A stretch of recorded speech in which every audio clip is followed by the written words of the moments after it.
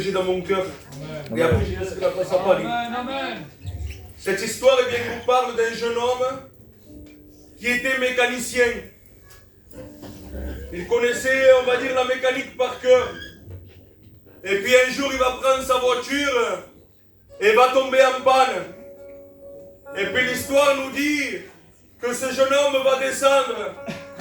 Il va commencer à ouvrir le capot et un peu à toucher de partout, en croyant qu'il allait trouver la solution. Et puis là, sa voiture est toujours en panne, elle ne démarre pas. Et puis là, il va réessayer à toucher à quelque chose d'autre. Et puis sa voiture ne démarre encore pas. Et puis j'aimerais te dire ce soir que tout ce que tu as essayé de toucher, eh bien, ça n'avance pas dans ta vie. C'est vrai. Peut-être les voyants, peut-être les guérisseurs, et tu te sens mieux un jour ou 2 jours, mais après tu réalises que la solution c'est toujours la même. Et puis là, cette histoire nous dit qu'il est en train de toucher, et puis il n'arrive pas. Et puis là, il y a un vieil homme qui va s'arrêter. Il va lui dire, qu'est-ce qu'il t'arrive? Et ce jeune homme va dire, je suis en panne, mais je suis mécanicien. J'ai pas besoin de votre aide, merci. Et puis là, cette histoire nous dit que ce vieil homme va rester là, le regarder. Et le jeune homme n'arrivait toujours pas. Et puis le vieil homme va lui poser une question. Il va lui dire, tu me permets de toucher quelque chose? Et le jeune homme va lui dire, oui, il est désespéré, il n'y a plus de solution. Il va lui dire, oui, vas-y, touche. Et puis l'histoire nous dit que ce vieil homme va toucher quelque chose. Et il va lui dire, essaye maintenant. Et puis la voiture va démarrer. Et là, le jeune homme, tout étonné, va aller vers lui, il va lui dire, comment ça se fait que moi je suis mécanicien et je n'y arrive pas?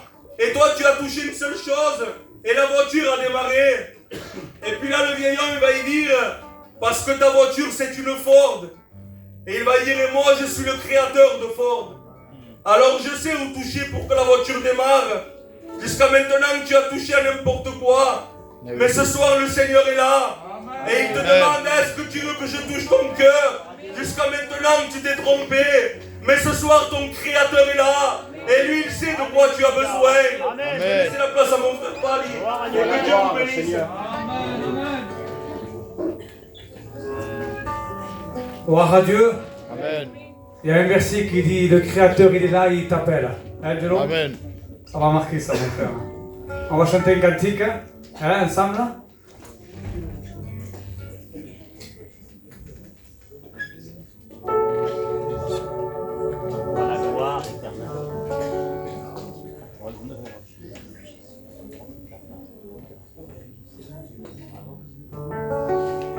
Chante ensemble l'église, hein?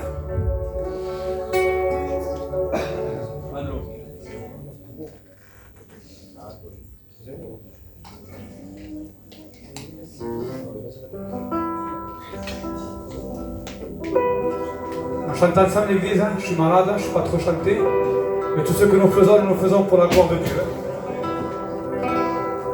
Jésus est le rocher de ma vie. Jésus est le rocher de ma vie. Allez l'église. Jésus est le rocher de ma vie. Allez l'église, gloire à Dieu. Tu es le rocher de ma vie. Il est en haut, en bas, devant, derrière et autour de moi. Il est en haut, en bas, devant, derrière et autour de moi. Il est en haut, en bas, devant, derrière et autour de moi. Jésus est le rocher de ma vie.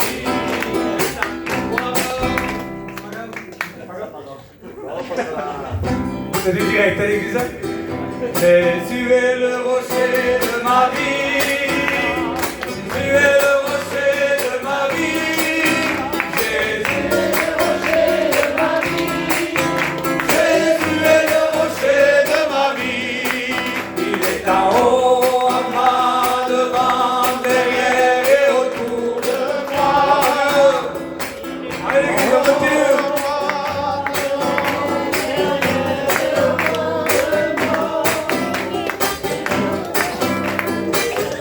Autour de moi.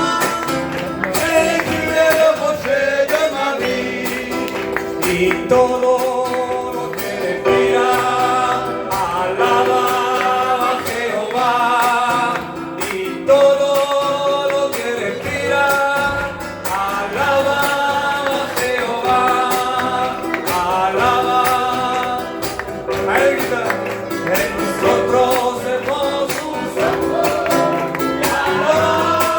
y bendecir el nombre de Jehová.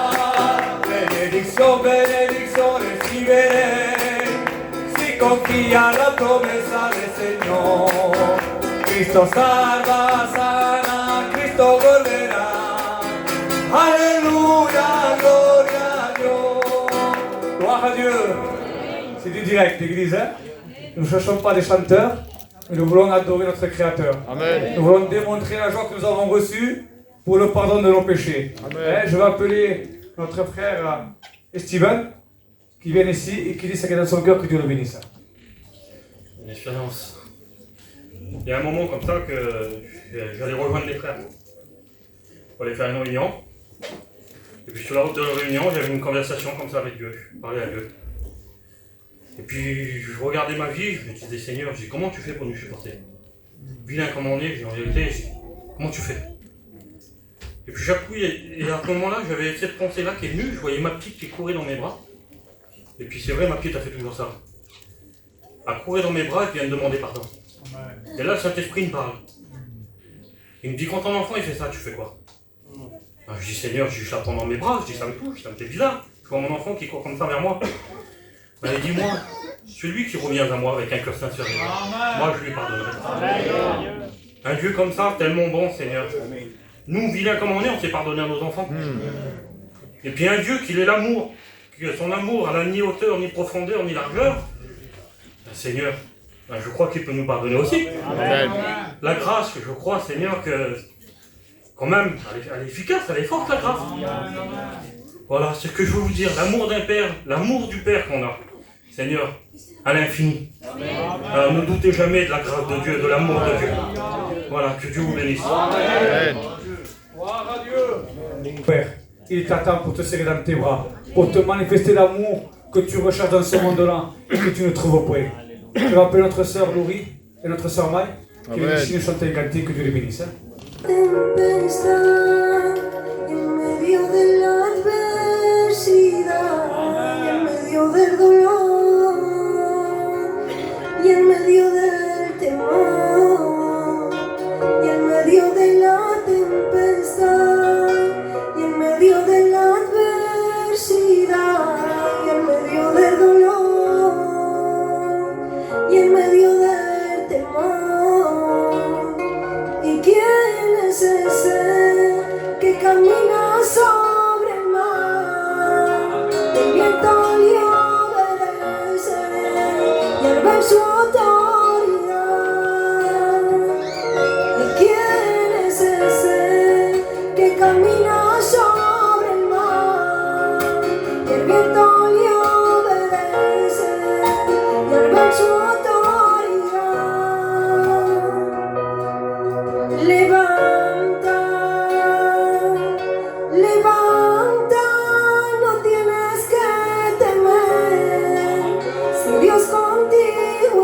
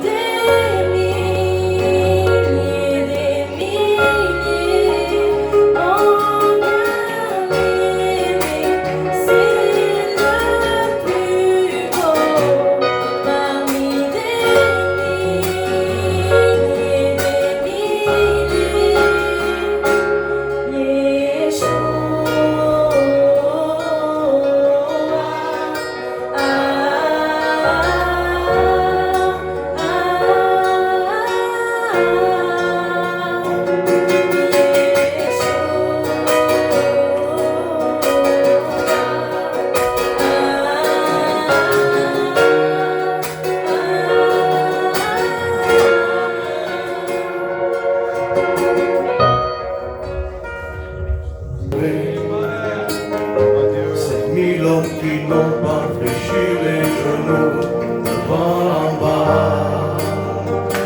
Je suis le tout-puissant.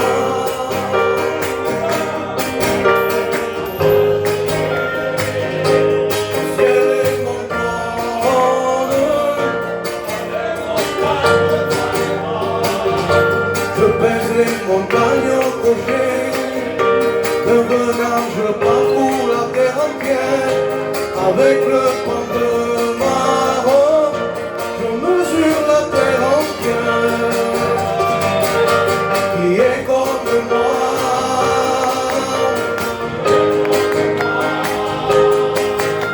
qui est comme moi, dis-le-moi. Et je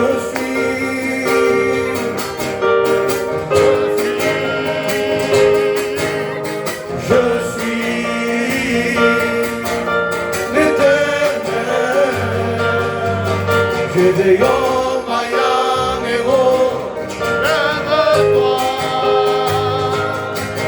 Gédéon, Mayan, héros, je suis là. Gédéon, Mayan, héros, lève-toi. Gédéon, Mayan, héros, je suis là.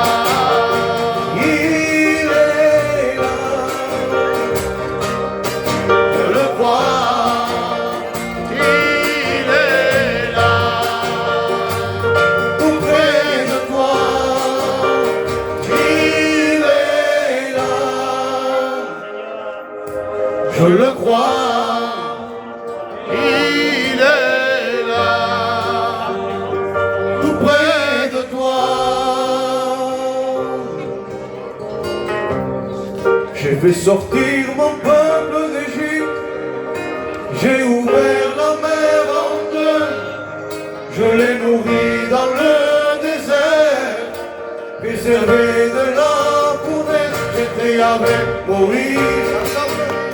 J'étais avec Abraham, j'étais avec Élie, j'étais avec Josué. Je suis avec toi, obéis-moi, et je suis avec toi, tu ne tomberas pas. Gédéon, Mayan, héros,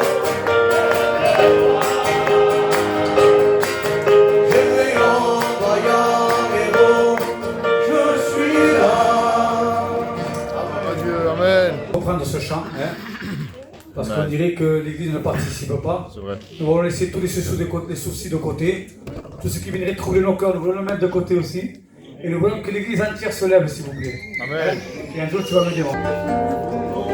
Gédéon, ensemble l'Église, lève-toi. Gédéon, Mayan, héros, je suis là. Gédéon, Mayan, héros, lève-toi. Gédéon, Mayan, héros, je suis là. Il est là, l'Église, je le crois. Allez, l'Église entière, il est là.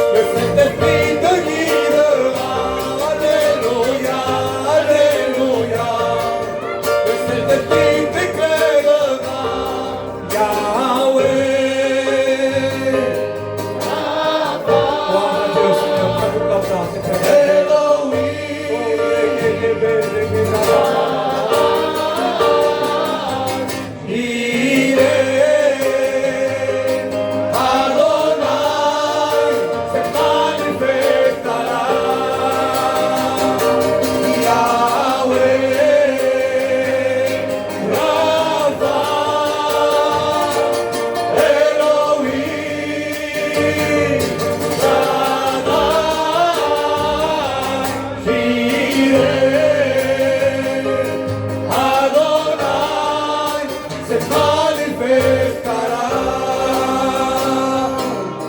Gédéon, vaillant héros, confessons l'église.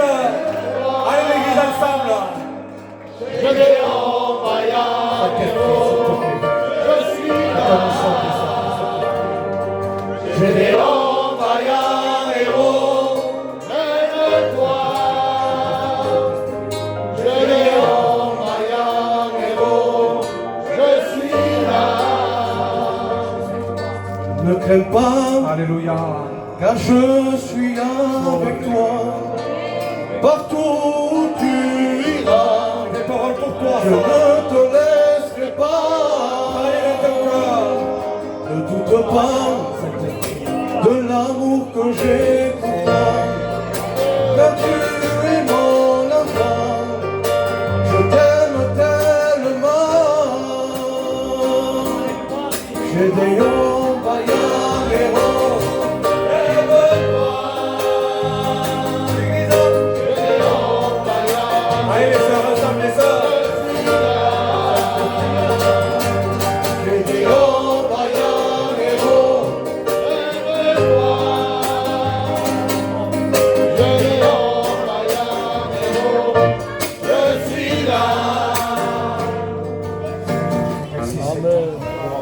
Merci Jésus. Ta gloire éternelle Dieu. Amen. Vous savez, cet été, j'étais parti en mission. Il y a bientôt 3 ans que je suis baptisé. Et puis que je suis baptisé, je pars en mission. Et là, on était parti à Dunkerque, là-bas dans le nord. Et juste avant de partir en mission, on avait appris que ma mère avait une mauvaise maladie. On était parti quand même parce que le Seigneur, il avait béni les résultats. On avait eu des bonnes nouvelles. J'ai dit, Seigneur, que je travaillerai pour toi, je partirai quand même. Et on était parti à Dunkerque, à 1000 km. Je suis de Montpellier. Ça fait loin. On était parti avec la foi. Et j'ai un frère, moi, Patrick, il le connaît. On dirait qu'il nous en veut. Il boit, il fait la vie. À chaque fois qu'on part en mission pour être béni, ben lui, il fait l'inverse. Il boit, il fait... je sais pas, je pourrais pas vous expliquer tellement qu'il en fait. Et cet été, j'étais à 1000 km là, et puis ma soeur, elle m'appelait. Mon cousin m'appelait, tout le monde m'appelait. Et je prenais le fardeau. Je me mettais du poids sur les épaules, et je passais à côté des réunions, je passais à côté. Je voyais mes parents là-bas qui souffraient à cause de lui, de voir leur fils se détruire comme ça. J'ai appelé mes parents, tu vois, ils pleuraient au téléphone. Ma mère, ça allait pas, tout le monde, ça allait plus. Par rapport à mon frère, tellement qu'il faisait des vilaines choses. Et même moi, au bout d'un moment, je passais à côté de mes réunions, je ressentais plus la présence de Dieu. Ça fait qu'à un moment donné, j'ai appelé mon camping, et j'ai dit je retourne dans le sud. Et dans mon cœur, il avait créé une haine pour mon frère là. J'ai dit Seigneur, je vais là-bas. Je dis je vais attendre, je suis parti un samedi. Je dis je vais attendre, je dis dès que j'arrive, s'il se met à boire, j'avais pris une haine sur lui, de voir mes parents dans l'état qu'il les avait mis. Mon père est malade du cœur, ma mère qui a la mauvaise maladie. À la place de se tenir tranquille, ils faisaient les 400 coups, ils les rendaient encore plus malades qu'ils étaient. Et de voir ça, ça me tuait. Et là, j'ai dit, Seigneur, je vais là-bas. Je dis, c'est samedi soir, j'y vais boire. Et lorsqu'il va boire, je dis, je lui taperai dessus. Je lui ferai du mal. Je dis, comme il fait du mal autour de lui, je vais lui faire pareil. Et je voulais vraiment, j'étais parti déterminé comme ça. Et après, cette haine là, elle a grandi. Et quand je suis arrivé à Montpellier, direct, il a arrêté de boire. Il a plus bu. Il m'a pas donné le Seigneur n'a pas permis que j'ai eu cette occasion de lui taper dessus. Ça fait que, mais cette haine, elle grandissait dans mon cœur. Et j'ai dit, Seigneur, je suis pas un faucheton, j'ai quand même, je vais aller dans les réunions. J'ai les garçons, ils vont me faire prier. Ils vont me faire passer pour la Sainte-Seine ou quoi. Et puis moi, je ressens pas. Alors je dis, je laisse tout tomber, j'irai plus à la réunion. Et j'ai plus été à la réunion du jour au lendemain. Ça a duré pendant 1 mois et demi, 2 mois comme ça, j'allais plus aux réunions, je prenais plus mon culte. Ma femme m'a demandé qu'est-ce qu'il y avait, parce que d'habitude je les rate pas les réunions. Je meurs pour une réunion. Le serviteur il m'a dit ça, il était quelle heure, 5 heures. J'ai dit, je viens avec toi. Voilà. Mais comme un chrétien, c'est normal. Et là, j'avais plus envie d'aller aux réunions. Le diable, il était venu tout casser. Et cette haine qui grandissait là. Et là, au bout d'un moment, il y a un serviteur qui m'a appelé. Je vais vous couper au plus court. Un serviteur qui m'a appelé. Il m'a dit, Chris, il m'a dit, est-ce que je peux faire une réunion chez toi pour tes parents? J'ai dit, oui, on travaille ensemble. Normalement. J'ai dit, oui, viens mon petit. Alors, ma femme a acheté un petit peu des gâteaux, tout ça, avec une caravane. Ils sont dans la caravane devant chez moi. On fait une réunion, on était une dizaine dans la caravane là. Et c'était béni. Et le serviteur, quand il a parlé là, j'ai senti qu'il parlait pour moi. Mais on aurait dit que je voulais plus rien savoir d'un homme. Je voulais écouter Dieu. Si vous voulez aller par là, il y a eu seul Dieu à pu me ramener. Je dis Seigneur, je ne sais pas la peine. Je suis reparti comme je suis venu de la réunion. J'ai rien reçu. Et une semaine après, ils m'ont rappelé, ils m'ont dit Chris, on peut refaire une réunion? Ben j'y venais. Je dis c'est vrai, il y avait même mon frère qui était revenu. Je dis c'est bon. Ils reviennent, ils placent le camping. Et là j'étais assis sur le banc. J'écoutais le serviteur, le déroulement de la réunion là. Et je demande un mot à Dieu. Je dis Seigneur, je me posais tout plein de questions dans ma tête. Je dis est-ce que j'ai été avec toi? Je dis est-ce que Seigneur tu as été avec moi? Je dis est-ce que je suis toujours avec toi? Je dis Seigneur, je me pose tellement de questions. Je dis voilà. Et je laisse comme ça. Je demande juste à Dieu même si je suis avec lui, s'il était avec moi, au moins une fois. Je demande ça. Et la réunion se passe. Mais je voyais que le serviteur, il me regardait. Il n'arrivait pas à prêcher, il avait quelque chose. Et je descends de la caravane, la réunion finie, je descends de la caravane, il me court derrière direct. Il me dit, mon frère, je peux te parler? Ben je dis oui. Il me dit, écoute, je sais même pas si tu es chrétien, je ne le connaissais pas, c'était la première fois que je le voyais, ce serviteur que le garçon avait appelé. Il me dit, je ne te connais pas ni d'Adam ni d'Ève. Mais il me dit, sache que le Seigneur, il est avec toi à chaque instant de chaque seconde. Il dit, le Seigneur, il t'aime. Il dit, il t'a jamais laissé. Il a toujours été avec toi. Il me dit, il s'en fout de ce que tu as. Il dit, il s'en fout, le Seigneur, il t'aime. Quand il m'a dit ça, là, ça m'a fait quelque chose dans mon cœur. Mais j'étais fermé à ce moment-là. Et le soir, le Saint-Esprit est venu dans mon cœur. Là, je réalisais ces paroles qu'il m'avait dit le garçon. Excusez-moi, mais quand j'étais dans mon lit, je réalisais ces paroles. J'ai dit, Seigneur, quelle expérience que j'ai vécue avec toi. Parce que là, j'ai pas sorti un mot de ma bouche. C'était dans ma tête, moi et Dieu. C'était juste, Seigneur, est-ce que j'ai été avec toi? Et là, le Seigneur, il m'a répondu, mais je ne peux pas vous dire. Et depuis le temps, j'avance avec Dieu. Amen. Et je remercie le Seigneur parce que quand on croit que le diable, lui, il vient, il casse tout. Ben, le Seigneur, lui, un mot. Il reconstruit même sur les ruines. Pour moi, le diable, il avait gagné. Pour moi, je vous dis personnellement, pour moi, j'étais mort. Quand on est loin de Dieu, excusez-moi les frères, mais je suis mort, on dirait. Mais quand je suis près de Dieu, il bénit mon cœur, je suis heureux, je suis bien. Et je remercie le Seigneur pour tout ce qu'il fait dans ma vie. Amen. Amen. Les amis que vous êtes ici, si vous êtes prêts à accepter l'évangile, voilà l'évangile qui vous attend. Amen. Parce qu'il y a le vrai évangile, il y a le faux évangile. Le faux évangile, c'est la prospérité, pas de problème, tout va bien, mais ce n'est pas vrai.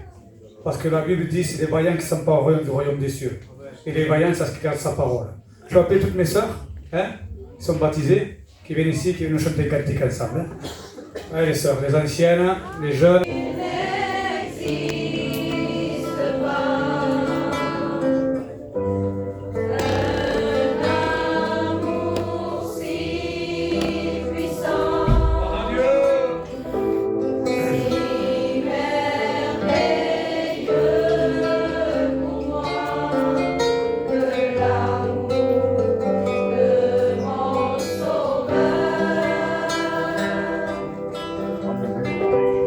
Je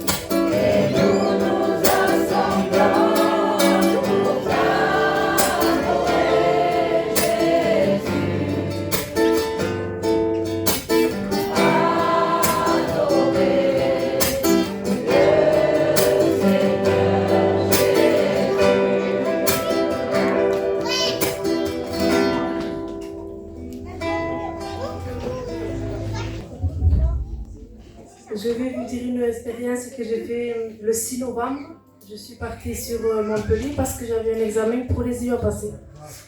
Et là, on commence à prendre l'autoroute avec le taxi. Et il pleuvait beaucoup. Et on ne voyait plus rien. Et il y a un poids lourd qui a commencé à nous doubler sur la 3e voie. Et j'ai commencé à paniquer.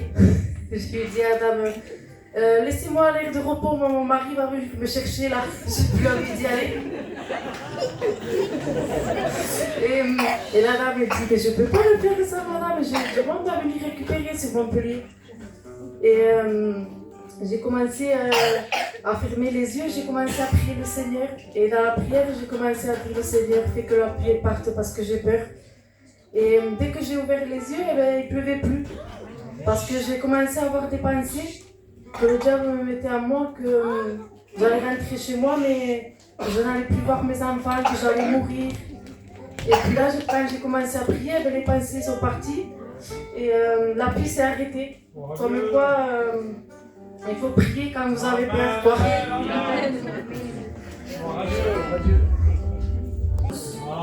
Je suis joyeux de voir cette église. Patrick est venu vers nous l'autre jour et puis il nous a dit vous serez comme c'est béni ici.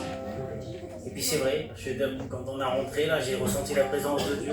Amen. Et vraiment, je suis content d'être ici, de pouvoir vous dire mon petit témoignage que le Seigneur il a fait dans ma vie. Voilà, moi j'ai pas grandi dans un foyer chrétien, loin de là. Mes parents, ils n'étaient pas chrétiens et chez nous, il y en a pas. Et j'ai grandi comme ça. Et après, quand je me suis marié, j'ai fondé un foyer, c'était un foyer du monde. Et puis j'ai tombé chez des gens, c'était des religieux, qui croyaient à Lourdes. Et puis j'avais été quelques fois à Lourdes avec eux, et puis j'avais trouvé quelque chose qui me plaisait. J'avais trouvé une religion qui me correspondait. Parce que j'avais le droit de boire, j'avais le droit de faire ce que j'avais envie, avec le respect que je dois aux anciens qui est là. De vivre comme j'ai envie, puis je brûlais une petite bougie, puis j'étais pardonné. Dans mon cœur, c'était comme ça. Et pendant des années, j'ai été à Lourdes. Des années. Et voilà que j'ai eu, avec ma compagne, on a eu des enfants, on a eu un petit garçon qui était en bonne santé. Tout allait bien. Et on a eu une petite fille, c'est pareil, au départ, tout allait bien. Et puis on la voyait grandir, et puis... À l'âge de 3 ans, je vous passe au cours, à l'âge de 3 ans, j'ai appris qu'elle était autiste. J'ai été voir des psychologues, des psychiatres, j'ai été voir des tonnes de médecins. Et là, elle était autiste. Et je me suis dit, dans ma pensée à moi, je me suis dit, je vais l'emmener à Lourdes, elle va être guérie. C'était ma pensée à moi. Et là, quand j'ai voulu emmener ma petite à Lourdes, c'est le Seigneur qui m'a parlé. Et il m'a fait voir tous ces malades qui étaient là-bas, tous ces fauteuils roulants, tous ces malades et qui sortaient, qui n'étaient pas guéris. Et qu'en vrai, que j'y allais, le Seigneur m'a fait voir que c'était pas la vérité. Et un jour, il y a un oncle à ma femme, il m'avait dit, il y a des réunions à Bordeaux, à la gare à Bordeaux, c'est une église mère qui est là-bas, c'était la première église de Bordeaux. Il dit, il y a des réunions, c'est le mardi.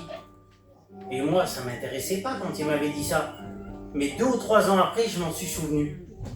Le Saint-Esprit m'a rappelé ce qu'il m'a dit, qu'il y avait des réunions et qu'il y avait des guérisons.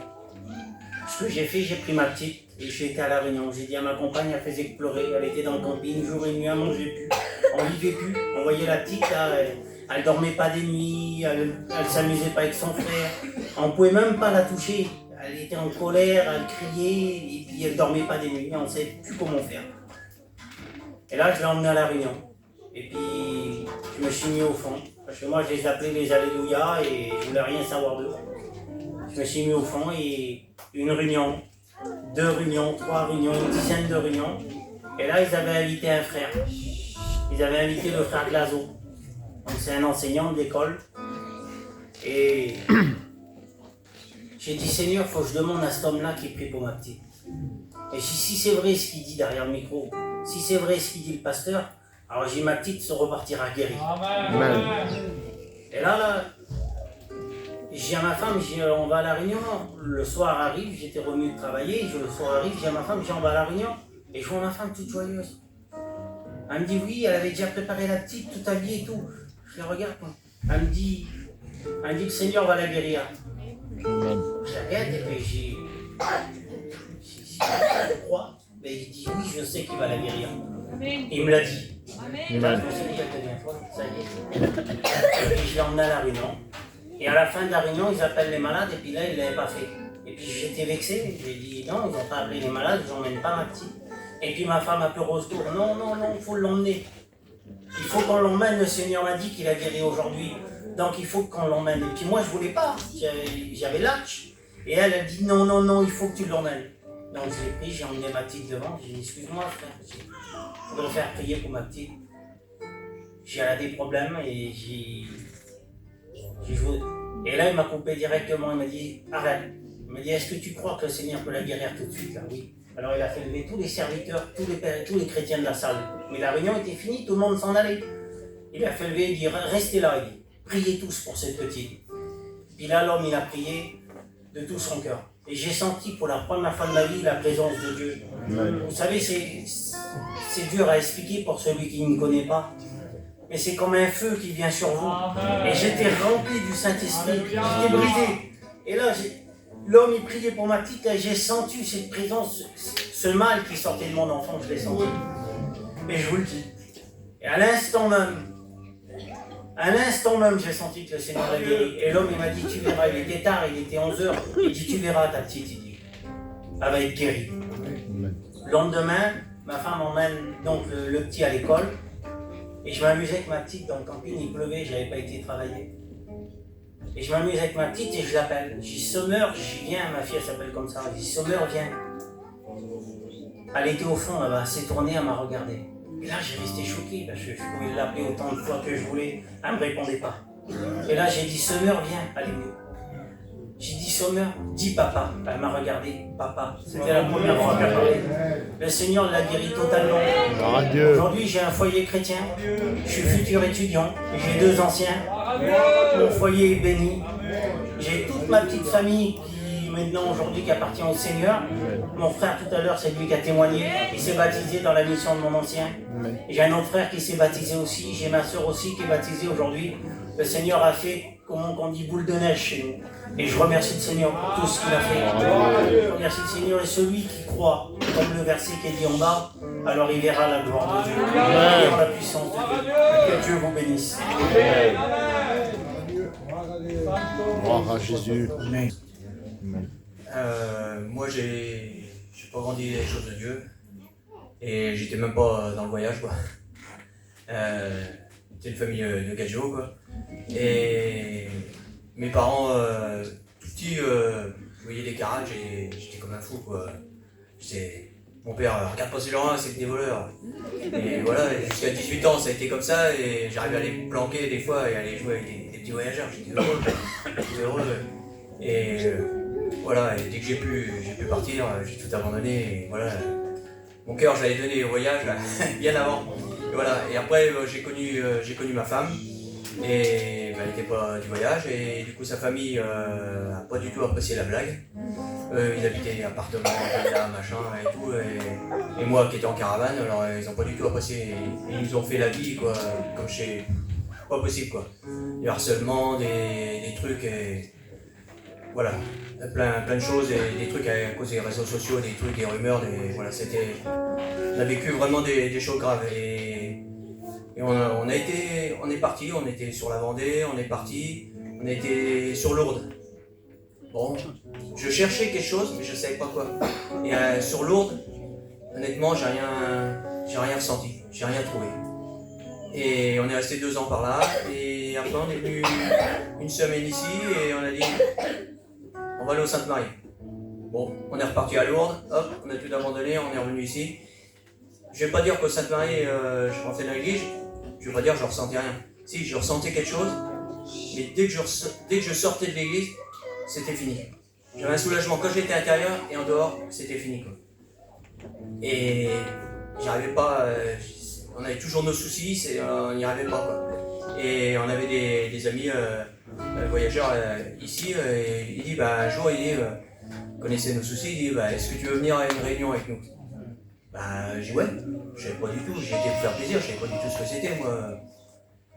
Et j'y étais, et depuis ce jour-là, ça a été déjà le premier jour à la réunion, Déjà, il y a un frère qui a témoigné, et là, il a dévoilé notre vie, même sur ceux qui nous harcelaient, quoi, même la ville et tout. Ça a été quelque chose, voilà. Et depuis ce jour-là, j'ai commencé à donner mon cœur à Dieu, et là, ça fait 1 an et demi que je suis baptisé, et franchement, c'est la plus belle chose que j'ai fait de ma vie. Et là, maintenant, les soucis n'ont pas arrêté. Hein. C'est pas parce qu'on est chrétien que les soucis arrêtent. Et on les supporte différemment. Moi, au début, je croyais que ouais, c'était la vie des bisounours, que ça y est, j'aurais plus de soucis. Mais non, c'est pas ça. Et maintenant, les soucis, au lieu de mettre... avant de connaître les choses de Dieu, j'étais à plat ventre, quoi. Maintenant, je sais quand ça va pas, je suis à genoux, mais je sais qu'à plat ventre, j'y retourne pas. Il y a quelque chose, voilà, et là, depuis 2 mois, je sais pas, j'ai ma foi qui augmente, et genre, après, je suis avec vous, là, Patrick m'a appelé, il était 6h30, quoi. Mais, alors que d'habitude, je viens pas sur Narbonne, quoi, c'est rare. Même quand vous avez du boulot, vous regardez, moi je suis à côté de Balaruc, alors je regarde le péage, l'essence, tout. Là, j'ai rien regardé du tout, j'ai même pas cherché, je sais que c'est pas un travail, j'ai plus à gagner, quoi. C'est pas comme si je venais pour un travail, je vais gagner quelques euros. Là, avec le Seigneur, je vais gagner de l'or. Je vais être avec lui plus tard, quoi. Et du coup, mes pensées maintenant ont vraiment évolué. Au début, je disais que je pensais que le Seigneur c'était pour m'aider. M'aider là dans ma vie tous les jours sur terre. Oui, il m'aide. C'est sûr que souvent je suis béni, il y a des trucs. Mais je sais que c'est pour l'éternité, c'est pour plus tard, c'est pour le ciel qu'il sera avec moi, je serai avec lui toujours. Et ça, c'est magnifique. Gloire à Dieu. Maintenant d'être avec Christ, c'est... Amen, amen. Dieu vous bénisse. Amen.